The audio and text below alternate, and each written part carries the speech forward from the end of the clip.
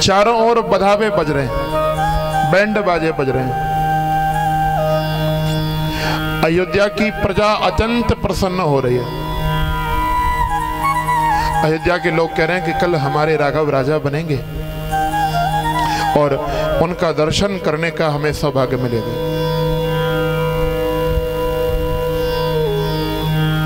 लेकिन तिनई सुहाए न अवध बधावा, चोरही चांदनी रात न भावा।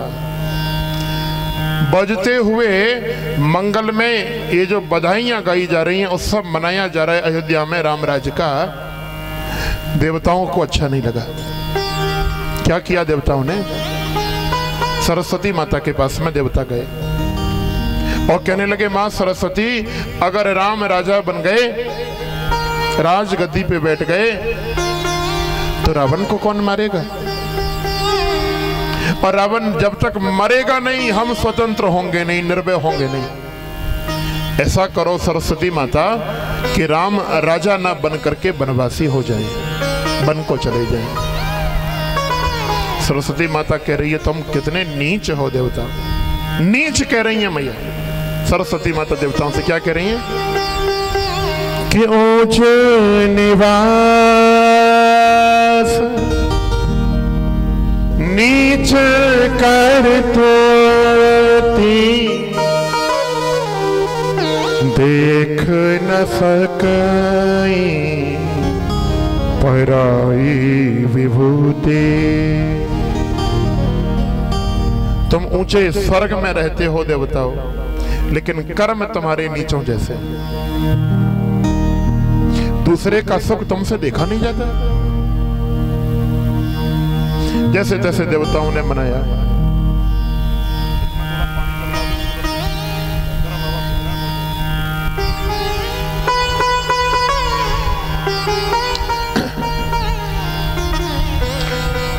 सरस्वती मैया बोले, ठीक है मैं जा रही हूं। गई, अब पूरी अयोध्या में देखने लगी ऐसा कौन है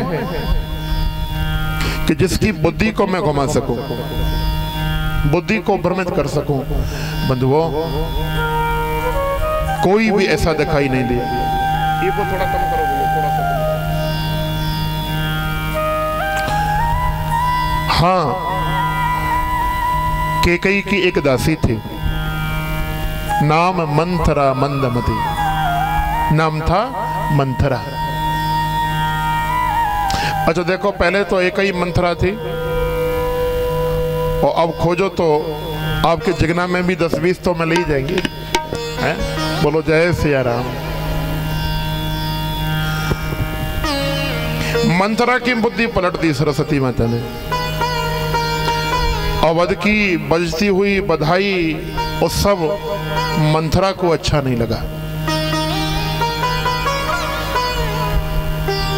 मंथरा दौड़ी दौड़ी गई महारानी कैकेयी के भवन में। महारानी की जय हो। कैकेयी बोली, मंथरा कैसे उदास है, क्या हुआ, कैसे दुखी है?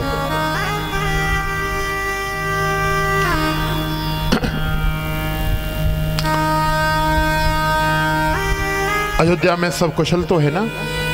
मेरे पति दशरथ कैसे हैं? मेरी बहन कौशल्या सुमित्रा ठीक है ना? और सबके बाद में कहा कैकेयी ने, मंथरा मेरा राम तो ठीक है ना?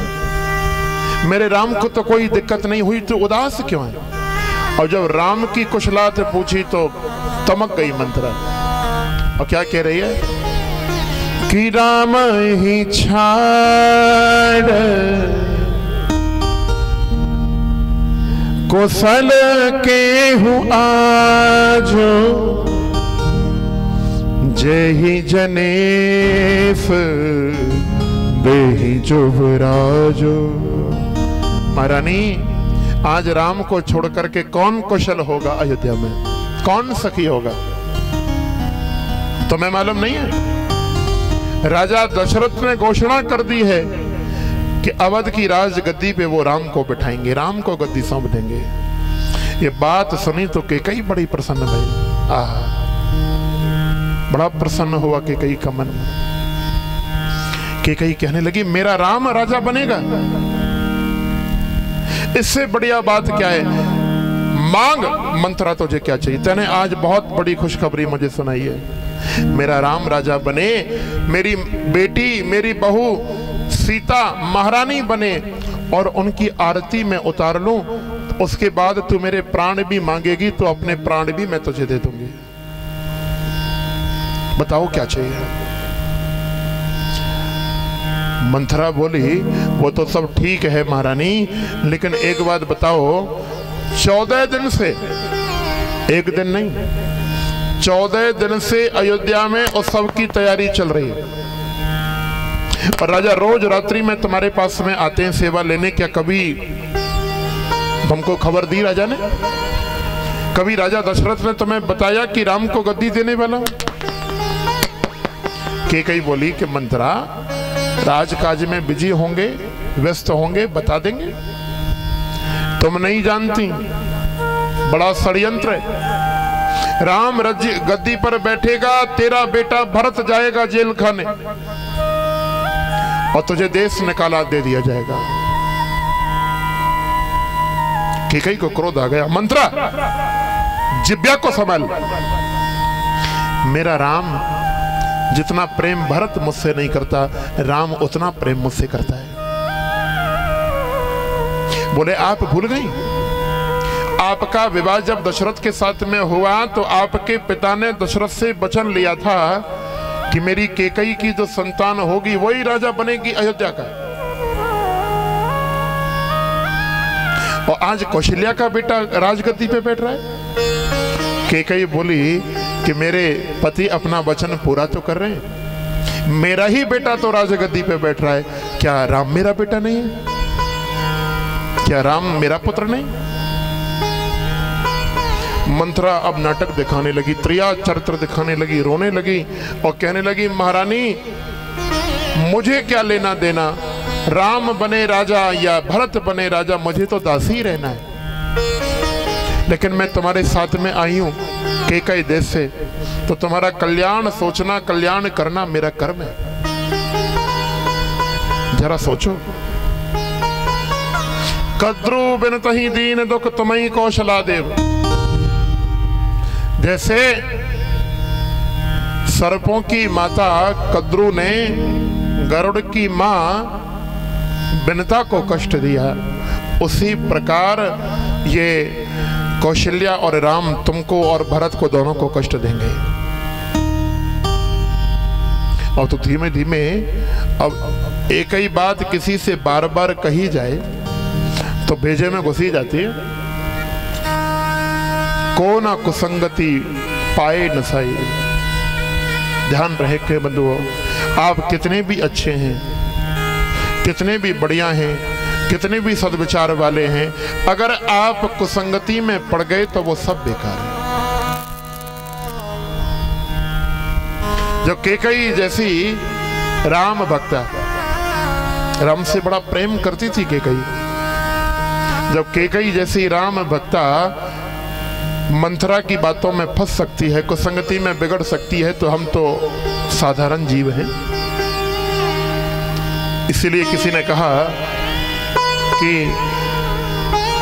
जाके प्रिय न राम बेदेहि तजहु ताय कोटि बैरी सम यद्यपि परम स्नेही। जो कुसंगति वाले हैं, जो दुष्ट हैं, जो दुष्ट प्रवृत्ति वाले हैं, उनकी संगति कभी मत करो भैया।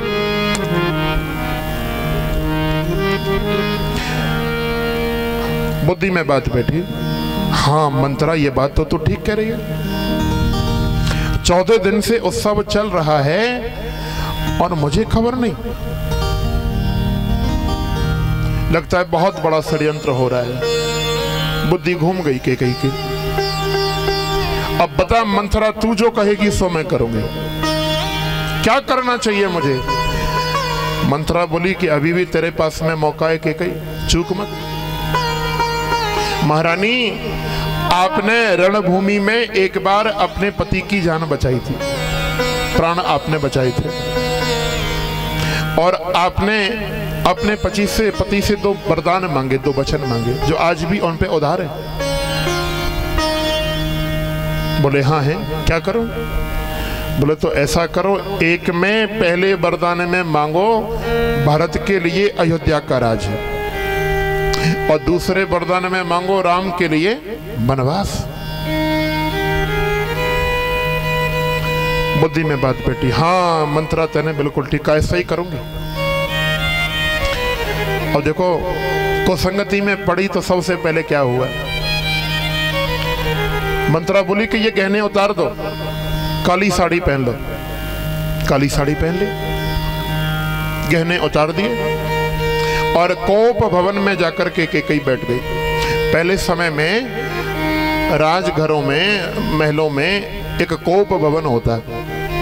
माताओं को जब भी कोई परेशानी होती, वो नाराज होती, रोती, रुष्ट होती, तो वो कोप भवन में चली जाती। आजकल वो व्यवस्था नहीं है। क्यों नहीं है? क्योंकि आज तो पूरा घर ही कोप भवन बना हुआ है। एक कमरा अलग से बनाने की आवश्यकता नहीं है, सारा घर ही लोगों ने कोप भवन बना रखा है। तो कई कोप भवन में काली साड़ी, काले वस्त्र पहन के लेट गई जाके। इधर राजा दशरथ राम जी के अभिषेक की सारी तैयारी करके अर्धरात्रि में आए, आधी रात में आए। तो देखो जब जब राजा दशरथ आते ना, तो स्वागत करने के लिए द्वारे पर खड़ी मिलती थी कैकई। लेकिन आज कैकई नहीं खड़ी है, खड़ी कौन है? मंथरा। राजा ने पूछा, दासी आज महारानी कहां गई? तो मंत्रा बोली, महाराज महारानी तो कोप भवन में नाराज होकर के पड़ी हुई है। कोप भवन सुन सक छेउरा हो। राजा भयभीत हो गए, सकुचा गए, कैकई कोप भवन में पड़ी है। पूछा क्या बात है, कैसे पड़ी है कोप भवन में? बोले अब बड़ी बड़ी महारानी हम जैसी दासियों को अपने मन की बात क्या बताएंगे, आप ही पूछो। अब डरता डरता राजा दशरथ गया है। बंधुओं याद रखो, जो अपनी पत्नी के भय से डर जाए, ऐसा व्यक्ति राम राज नहीं ला सकता, और राम को राजगद्दी पे नहीं बिठा सकता। पहुंचे, और जैसे एक कोई कामी किसी सुंदरी नारी से मीठे मीठे वचन कहे, आज कामी पुरुष के भांति बड़े सुंदर वचन कह रहे हैं। हे हंसनी, हे प्रिय सुंदरी, हे पिकवचनी, के कही क्या हुआ देवी, कैसे नाराज हो? लेकिन गुरुजी ने अच्छी तरीके से पढ़ा दिया था मंत्रा को। मंत्रा ने पहले ही के कही को कि बोलना मत, जब तक राजा राम की सौगंध ना खा ले तब तक कुछ मत बोलना। कह रहे हैं दशरथ, बोले भाव निभाया तोर मन भावा, घर घर बजत आनंद बधावा। अरे के कही, आज तेरे मन का काम किया है मैंने। तू रोज मुझसे कहती थी कि राम को गद्दी कब दोगे, राम को राजगद्दी कब सौंपोगे। अब वो समय आ गया है, कल मैं राम को राजगद्दी सौंपने जा रहा हूं। कई फिर भी कुछ नहीं बोली। अब एक बात बताओ, राम राज्य क्या अकेली केकई के लिए आएगा? राम राज्य तो समस्त प्राणियों के लिए है। और दशरथ कह रहे हैं कि केकई तेरी वजह से, तेरी बात मानकर के मैं राम को राजगद्दी सौंप रहा हूं। पड़ी हुई है केकई, कुछ नहीं बोली। अरे हाँ, मैं समझ गया महारानी, ऐसे अवसर पे रानियों को रूठने की आदत होती है। बताओ क्या चाहिए, जो तुम कहोगे सो, कहोगी सो दूंगा। तुम जानती नहीं, हम रघुकुल के जो वंशज हैं, जो रघुकुल के हम राजा हैं, हम कभी भी अपनी वचन की बात को नहीं टालते। यहाँ ये चौपाई राजा दशरथ ने गाई है, थोड़ा गाओ मेरे साथ। रघुकुल रीत सदा चलिया, रघुकुल रीत सदा चलिया, रघुकुल रीत सदा चलिया, रघुकुल रीत सदा चलिया। प्राण जाए पर वचन न जाए, प्राण जाए पर वचन न जाए। महारानी, तुझे रघुकुल की रीत मालूम नहीं है? हमारे प्राण चले जाएं पर वचन नहीं त्याग जाए। कैकेयी जानती थी कि राम की बात आएगी तो दशरथ वचन को भी तोड़ देंगे, इतना प्रेम राम से करते हैं। कुछ नहीं बोली, पड़ी हुई है नागिन की तरह। बंधुओं, दशरथ ने केवल यही गलती कर दी। क्या कह गए दशरथ कि मैं कैकेयी राम की सौगंध खा के कहता हूं, तू जो मांगेगी सो दूंगा, तू बता तो सही तुझे क्या चाहिए। तेहि पर राम सपति करियाई। जैसे राम की सौगंध खाई, राम की सौगंध खा के कह रहा हूं कि कहीं जो मांगेगी सो दूंगा। आप खड़ी हो गई कि कहीं, हाँ अब बढ़िया, अब मांगूंगी तो ये दशरथ जी मना नहीं कर पाएंगे। खड़े हुए, श्रृंगार किया, सजी धजी के कई प्रणाम किया राजा को। देखो आपने राम की सौगंध खाई, जो मैं मांगूंगी सो देना पड़ेगा। बोले मांगो ना देवी। तो क्या मांग रही है कैकेयी? बोले आपको याद है कि आपने मुझे 2 वचन दिए थे, मैंने आपके प्राण बचाए थे। अरे 2 क्या कैकेयी, तू 5 वचन मांग, 1000 मांग, मेरा राम गद्दी पे बैठने वाला है, जो मांगेगी सो दे दूंगा। तो क्या मांग रही है कैकेयी? थोड़ा आओ गाओ ये चौपाई। सुनहु प्राण प्रिय भावत जी का, सुनहु प्राण प्रिय भावत जी का, सुनहु प्राण प्रिय भावत जी का, सुनहु प्राण प्रिय भावत जी का। देहो एक बर भर कही का, देहो एक बर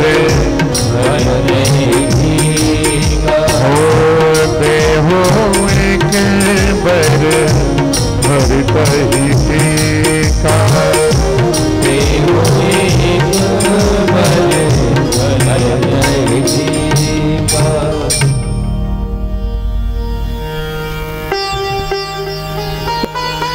राजा, पहले वचन में मुझे चाहिए कि ये जो तैयारी चल रही है ना, इसे बंद करो। मेरे पुत्र भरत को ननिहाल से बुलाओ। राम नहीं बैठेगा, राज गद्दी पे बैठेगा मेरा बेटा भरत। दशरथ बोले कोई बात नहीं, राम और भरत में मेरे मन में तो कोई भेद है नहीं देवी। तू चाह रही है ना, हाँ मैं सब कैंसिल कर दूंगा, सब बंद कर दूंगा, ये राज गद्दी भरत को दी जाएगी, कोई बात नहीं। लेकिन मेरा दूसरा वचन भी सुन लो। यहां तक भी दशरथ कोई परेशान नहीं भाई कि राम बैठे भरत बैठे, मेरे तो दोनों पुत्र हैं। लेकिन जब दूसरा वरदान मांगा गोस्वामी जी ने, ये चौपाई जब रामचरितमानस में लिखी होगी बंधुओं, तो तुलसी बाबा का हाथ एक बार जरूर कांपा होगा। तुलसी बाबा एक बार बड़े दुखी हुए होंगे ये चौपाई लिखने से पहले। क्या लिखा? तापस भेष विशेष उदासी, तापस भेष विशेष उदासी, तापस भेष विशेष उदासी, तापस भेष विशेष उदासी। 14 बरस राम बनवासी, 14 बरस राम बनवासी, 14 बरस राम बनवासी, 14 बरस राम बनवासी। पहले वचन में भरत को राजगद्दी, और दूसरा वचन है मेरा कि राम राजपाट धन दौलत छोड़ करके वनवासी हो जाए, 14 साल के लिए जंगल चला जाए, वन में राम जाए 14 साल के लिए। ये मेरा दूसरा वरदान है। ये बात सुनी तो दशरथ जी खड़े ना रह पाए।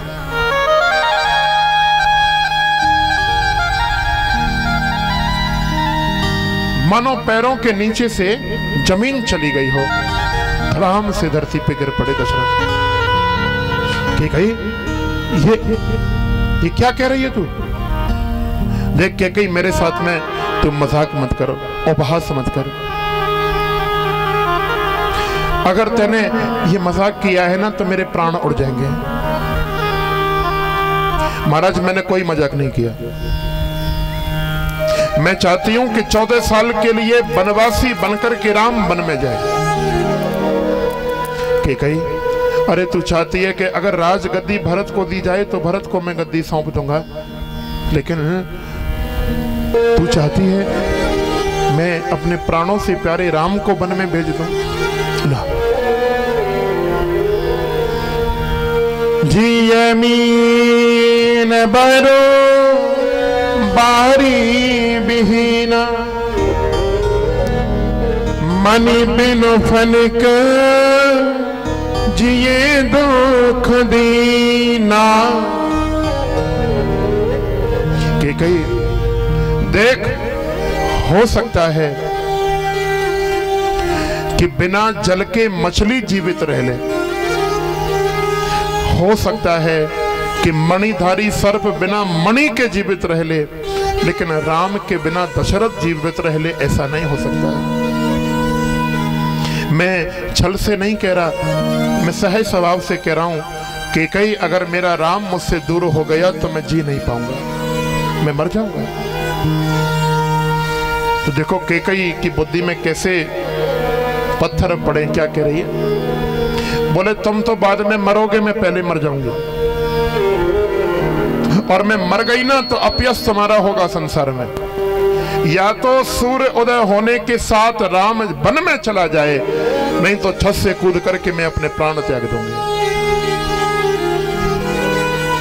बार बार कह रहे हैं दशरथ कि मोरे भरत राम दोइया की, हम मोरे भरत राम दोइया की, मोरे भरत राम दोइया की, हम मोरे सभी गाए राम दोइया की। सत्य कहूं कर शंकर साथी, सत्य कहूं कर सत्य कहूं कर शंकर साथी, सत्य कहूं कर शंकर साथी। केकई मैं बिल्कुल सत्य कह रहा हूं, भगवान शंकर को साक्षी करके कह रहा हूं। मेरी दोनों आंखें हैं राम और भरत। जैसे मानव अपनी दोनों आंखों से समान प्रेम करता है, मैं भी राम और भरत से समान प्रेम करता हूँ। भरत को राजगद्दी मिले मुझे कोई परेशानी नहीं, लेकिन मेरे राम को तू वन में जाने से रोक दे। कि कई खड़ी है जैसे कोई सर्पनी, कोई नागिन खम्भे से लपट के खड़ी हो जाए ना, ऐसे के कई खड़ी है। मूर्छित पड़े दशरथ जी, मन में बार बार प्रार्थना कर रहे हैं कि हे सूर्य भगवान, आप उदय मत होना। आप उदय होगे तो राम को वन में जाते देखते आप देख नहीं पाओगे। राम वन में जाएगा तो आप रो पड़ोगे। प्रातःकाल हुआ, कैकेयी के महल के बाहर अयोध्या की प्रजा की भीड़ लग गई, लोग इकट्ठे हो गए कि रोज तो राजा ब्रह्म मुहूर्त में जागते थे, आज तो सूर्य उदय हो गए, राजा जगे नहीं। क्या हुआ? अरे आज तो राम जी का अभिषेक होना है, राम जी को राजा बनना है। राजा कहाँ है? समंत्र जी दौड़े दौड़े आए, कैकेयी के महल में गए तो क्या देख रहे हैं? मूर्छित पड़े हुए हैं महाराज दशरथ, और खम्भे से लिपट करके खड़ी हुई है ये महारानी कैकेयी।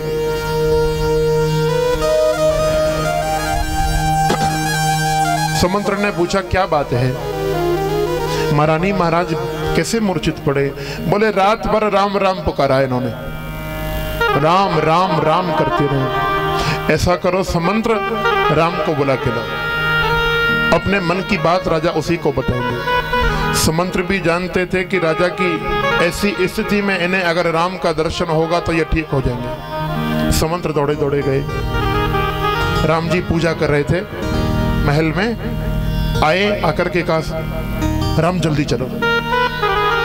बोले क्या बात हो गई? नहीं नहीं जल्दी चलो। राम जी गए साथ में, वो राजकुमारों वाले वस्त्र पहने ही नहीं, क्योंकि राम जी तो जानते हैं कि अब वो कपड़े पहनने का काम ही नहीं है, 14 साल तो वनवासी रहना है। सारी जनता को शांत करते हुए कैकेयी के महल में राम घुसे तो खम्भे से लिपट के खड़ी है कैकेयी, मूर्छित पड़े हैं दशरथ। बड़े आश्चर्यचकित हो गए राम। मां, कैकेयी मां, क्या हुआ? कैसे पिताजी मूर्छित पड़े और कैसे इनकी दशा ऐसी हो गई, मुझे बताओ ना। तो देखो कैसे कड़वे शब्द कह रही है कैकेयी। कैकेयी कह रही है कि राम, तुम पर बड़ा प्रेम है ना दशरथ जी का, बड़ा मोह करते हैं तुमसे ये। उस मोह के, उस प्रेम के कारण ही इनकी ऐसी दशा भई। ये मोह का बंधन जो इन्होंने बांध रखा है तुमसे, उसी के कारण ऐसी दशा है। राम जी बोले भैया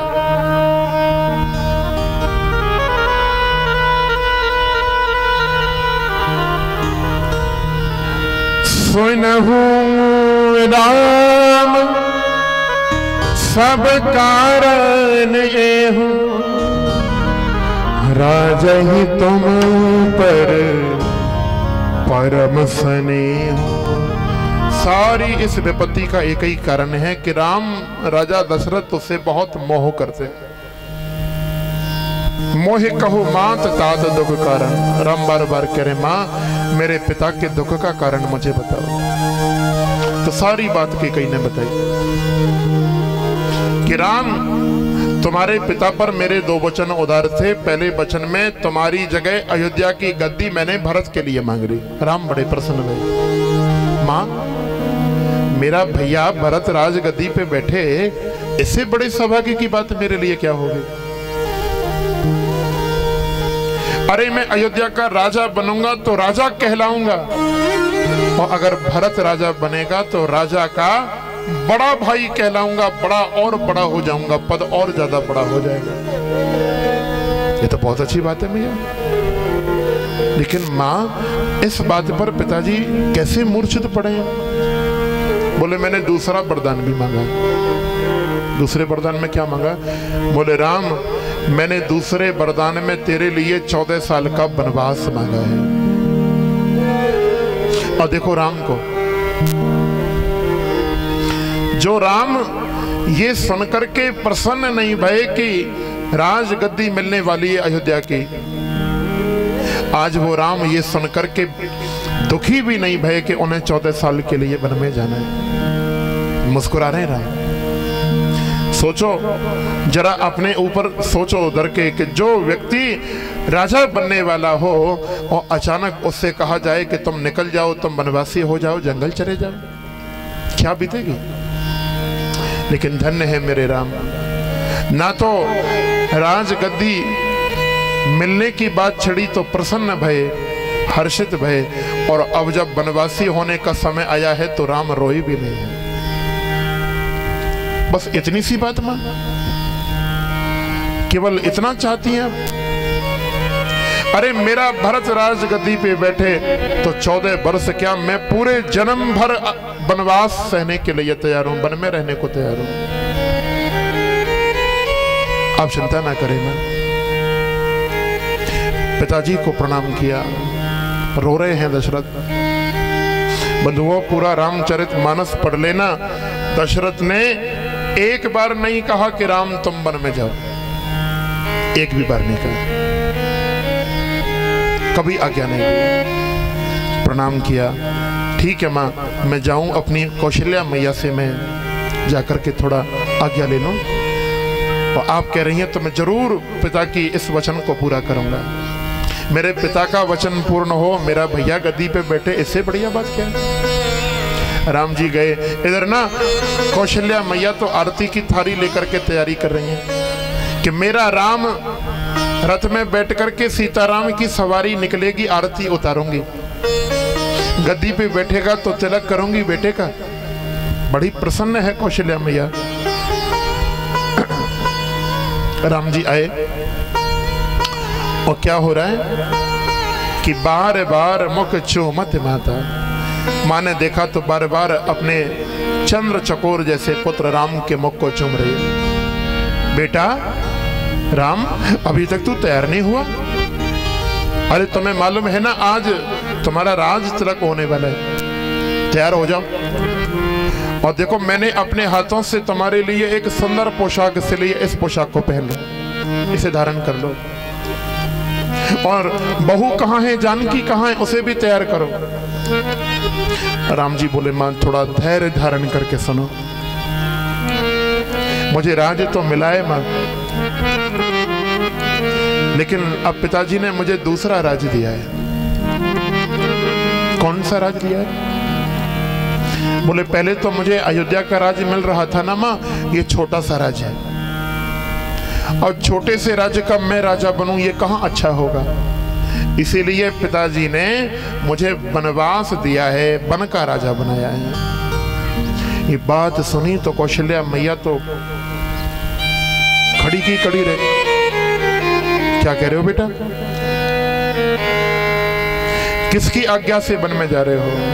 तो राम जी कह रहे हैं, पिता दीन मोहि कानन राज, पिता दीन मोहे कानन राजू, पिता दीन मोहे कानन राजू, पिता दीन मोहे कानन राजू।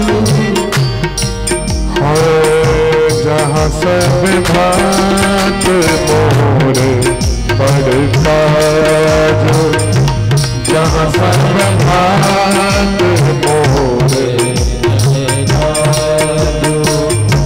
माता पिता की आज्ञा का पालन कर रहा हूं, पिताजी ने आज्ञा दी है मैं, और उसमें सम्मति माता की कही गई।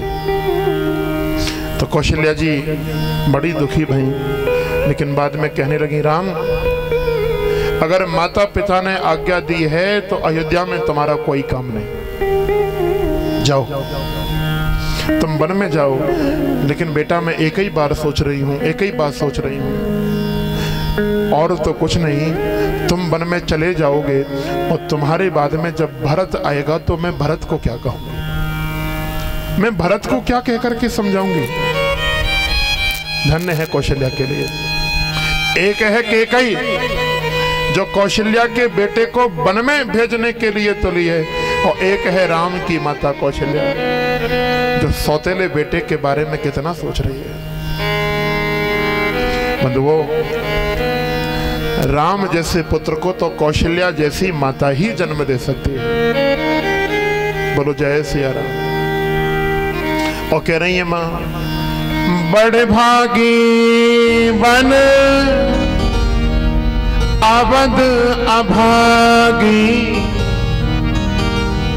जो रघुवंश तिलक तुम त्यागी। वन बड़ा बड़भागी है जहां तुम निवास करोगे राम, और ये अयोध्या तो अभागी है जिसका तुम त्याग करके जा रहे हो।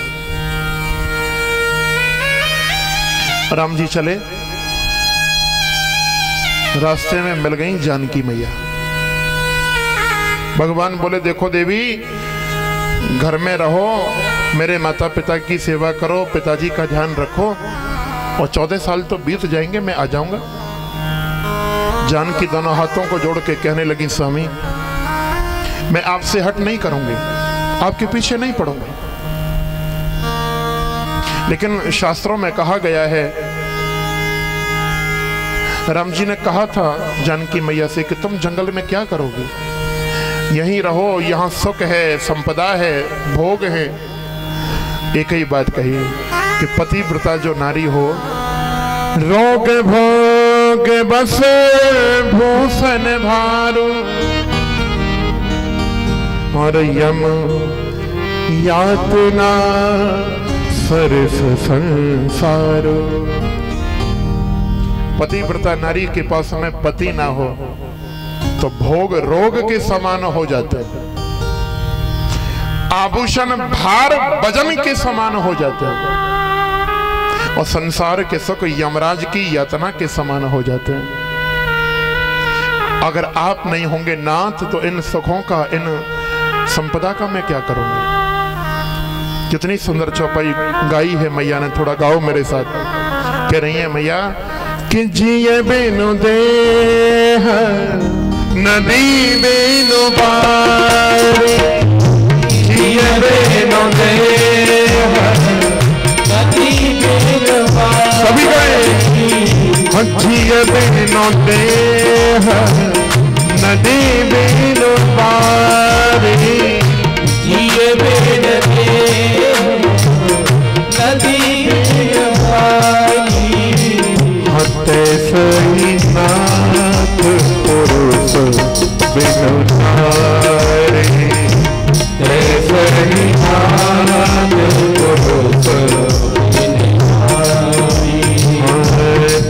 सही नाथ पुरुष बिनु नारी, हते सही नाथ पुरुष बिनु नारी। हे नाथ, जैसे बिना प्राणों के शरीर बेकार होता है, जैसे बिना पानी के नदी बेकार होती है। अगर प्राण ना हो शरीर में तो प्राण, ये शरीर किस काम का। नदी में पानी ना हो तो नदी किस काम की। उसी प्रकार अगर पुरुष नहीं है, पति नहीं है, तो पत्नी के जीने का भी कोई मतलब नहीं। एक बात कहूं राम, आप जाना चाह रहे हैं तो जाएं, लेकिन इस बात की मैं गारंटी नहीं दूंगी कि आपको 14 साल के बाद मैं यहां जीवित मिलूंगी। मैं जिंदा मिलूं ना मिलूं कोई गारंटी नहीं। राम बड़े दुखी हुए, कहने लगे तो ठीक है देवी, तुम भी तैयारी करो, चलो मेरे साथ। खबर मिल गई लखनलाल को। लखनलाल दौड़े दौड़े आए और आकर के राम जी के चरणों से लिपट गए, रोने लगे हैं लखन। भगवान बोले कि देख लखन, इस समय भरत अयोध्या में नहीं, पिताजी मूर्छित पड़े, सारी जिम्मेदारी तेरे ऊपर है, जाके पिताजी को संभाल। तो पता है क्या कहा? लक्ष्मण ने कई बात कही कि सुनो प्रभु, माता पिता राज सब भाड़ में जाएं, मुझे किसी से कोई लेना देना नहीं। क्यों?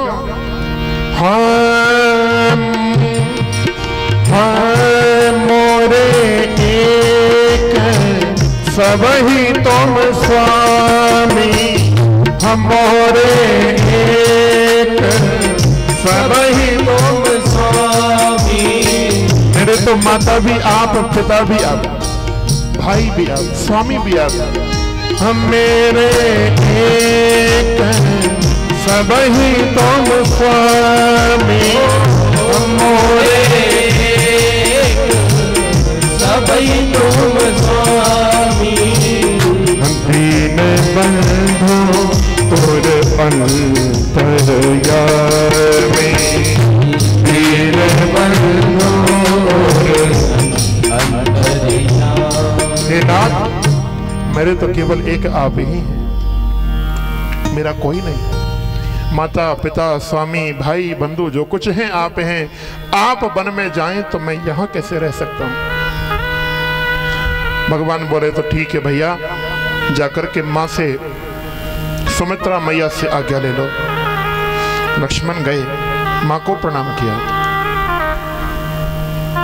माँ, मेरे भैया भाभी वन में जा रहे हैं, 14 साल के लिए उन्हें वनवास मिला है। सारी कथा सुनाई। मेरे लिए क्या आज्ञा है? सुमित्रा बोली कि देख लखन, एक तो राम और जानकी को भैया भाभी कहना छोड़, वो तेरे भैया भाभी नहीं है। आज से राम तेरे पिता हैं और जानकी तेरी माँ है, उनको माता पिता मान। और सुन, अयोध्या तो वही है जहां राम निवास करे, क्योंकि दिन वही होता है जहां सूर्य उदय होता है। और राम जब अयोध्या छोड़ के चले जाएंगे तो ये अयोध्या अयोध्या नहीं रहेगी।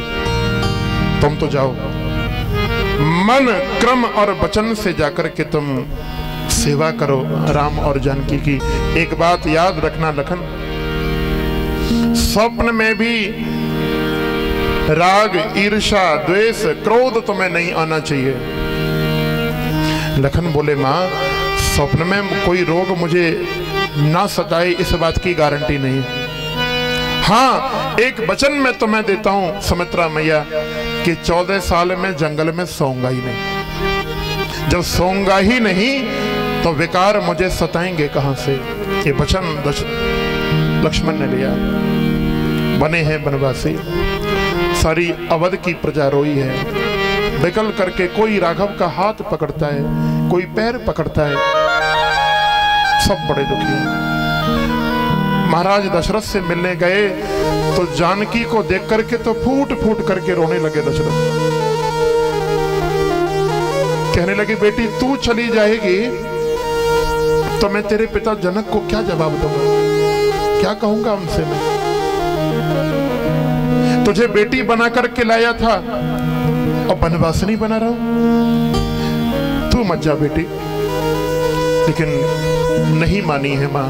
कहने लगी पिताजी एक बात बताइए, क्या शरीर से परछाई दूर हो सकती है? शरीर जहां जाएगा परछाई तो साथ जाएगी ना। वैसे ही मेरे राम जहां, मेरे नाथ जहां जाएंगे मैं भी पीछे पीछे जाऊंगा, जाऊंगी, पीछे पीछे रहूंगी। राम जी जा रहे हैं और अयोध्यावासी क्या गा रहे हैं?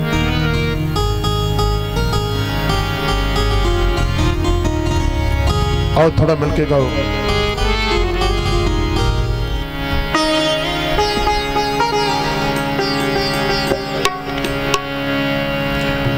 छोड़ चले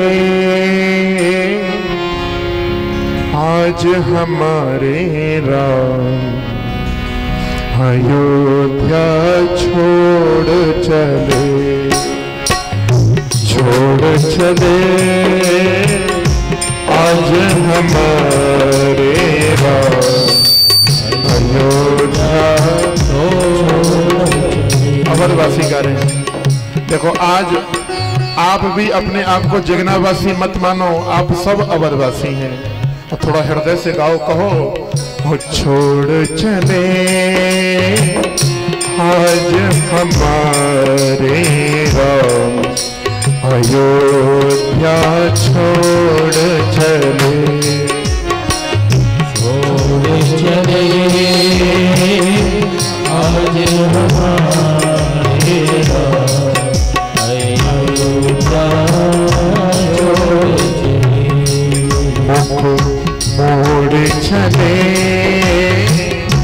आज हमारे राम, अयोध्या छोड़ चले। मुख मोड़ चले आज हमारे सभी गाएं।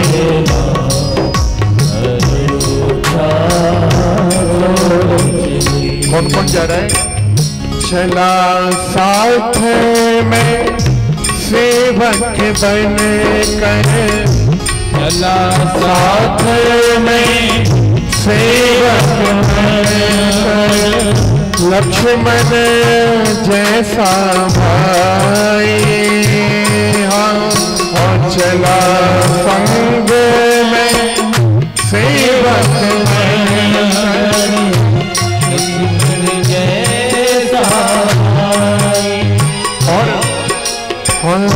चली जानकी बन कर अपने प्रीतम की परछाई।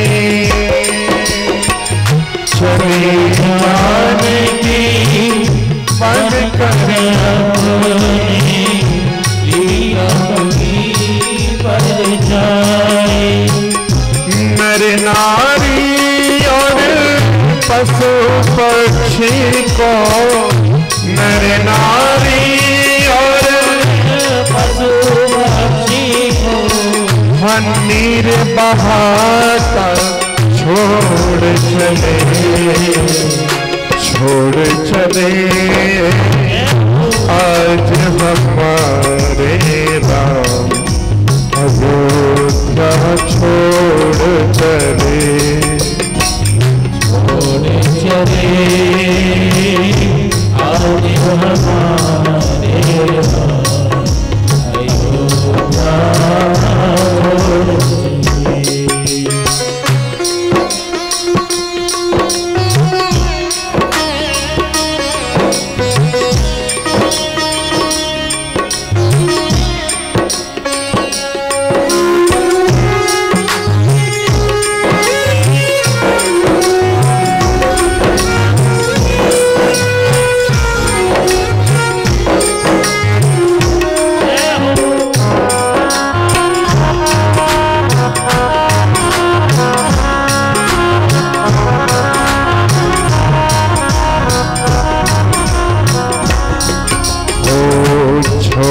चले